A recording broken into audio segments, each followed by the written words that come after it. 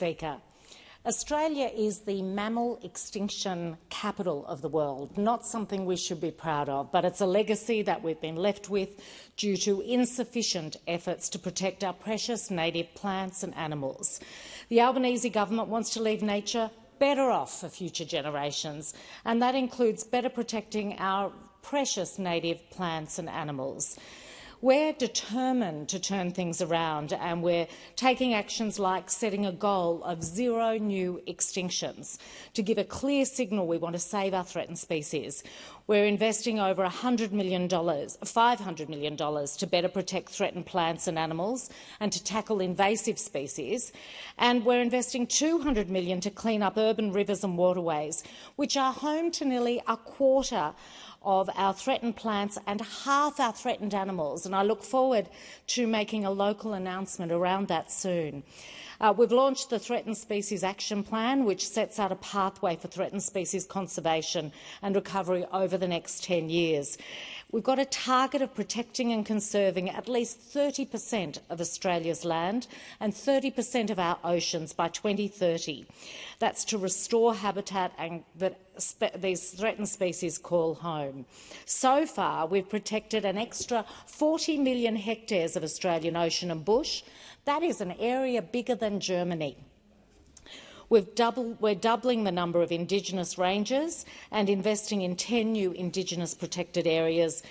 We've invested $1.2 billion to protect and restore the Great Barrier Reef, which should be there for future generations. We're rescuing the Murray-Darling Basin Plan, and we're tripling the size of Macquarie Island Marine Park to better protect things like penguins, albatross and seals that live there. And of course, we are seeking people's input on a plan to declare war on feral cats. We have open consultation on a new action plan to stop feral cats from decimating native wildlife and driving vulnerable native species to the brink of extinction. We know that cats kill 2 billion reptiles, birds and mammals every year. That's almost 6 million every night.